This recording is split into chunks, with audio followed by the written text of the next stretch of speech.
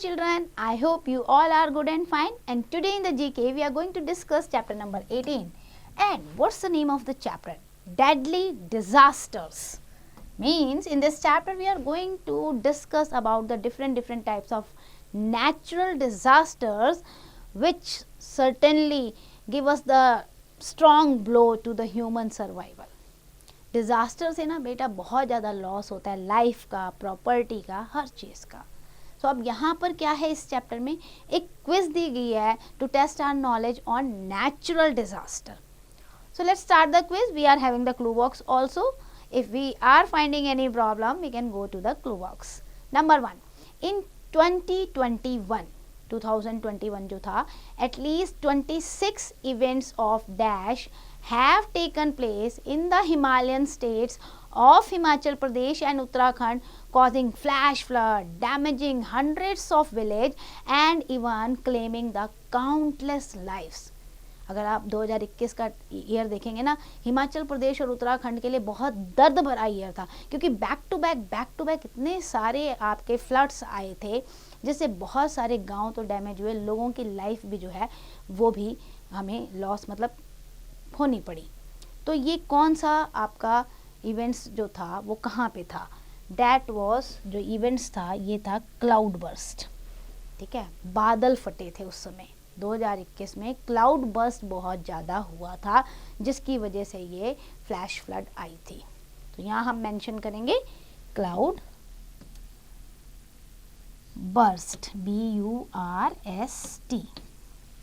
Now moving to the second question, the Dash River is known to cause widespread human suffering as a result of floods and is commonly known as Sorrow of Bihar. कौन सी ऐसी river है जिसे हम Sorrow of Bihar कहते हैं बेटा? Sorrow of Bihar पता है क्यों कहते हैं उस रिवर को? क्योंकि गर्मी में तो वो सूख जाती हैं, लेकिन जब रेनी सीजन होता है तो वो इतना ओवर हो जाती हैं, ओवरफ्लो के फ्लड आ जाता है, बाढ़ आ जाती है गाँव के गाँव. तो यानी जब पानी चाहिए होता तब पानी नहीं मिलता, और जब पानी नहीं चाहिए होता तो एक्सेस पानी हो जाता है. तो सॉरो ऑफ बिहार है आपकी कोसी रिवर. सो यहाँ हम मेंशन करेंगे Kosi. Then third question, the strongest earthquake in terms of magnitude after the 1900s on record occurred in. कहाँ पे सबसे ज़्यादा स्ट्रॉन्गेस्ट अर्थक्वेक आया है 1900 के बाद? That is chilli. चिली में आप लिख सकते हैं CHILE, Chile. Then moving to the fourth one, hypocenter is associated with an. hypocenter किस natural disaster से associated है बेटा? That is associated with earthquake. So here you will write earthquake.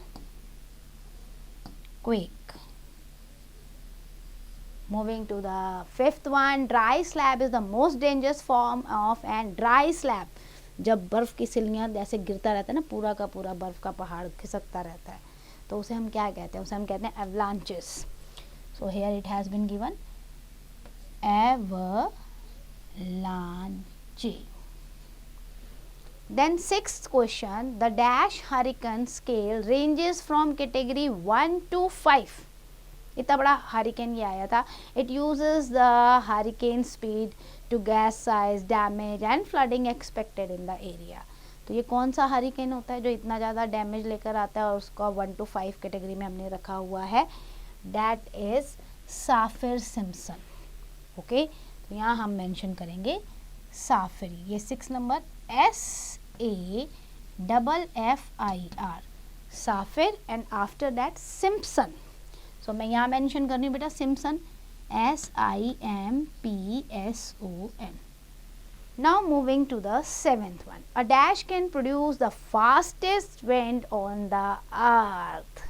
कौन प्रोड्यूस कर सकता है fastest wind? That is tornado. And tornado में अगर हम देखते हैं यहाँ पे, जब भी टॉर्नेडो आता है ना बेटा, तो विंड की स्पीड बहुत तेज हो जाती है.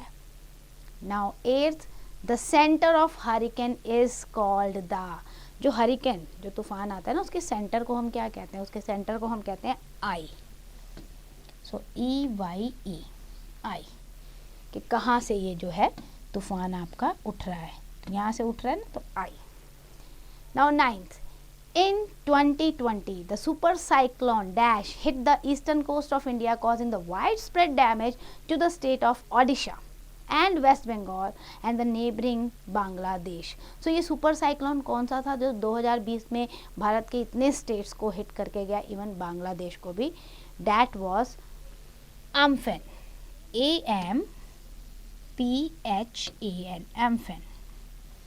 Now the last, Dash is a tropical cyclone that occurs especially in the western Atlantic. ये आपको हमेशा मिलेगा ये tropical cyclone, इसे हम कहते हैं hurricane. So HURRI then CANE, hurricane. So that's end for the chapter. I hope you understand about the different natural disaster.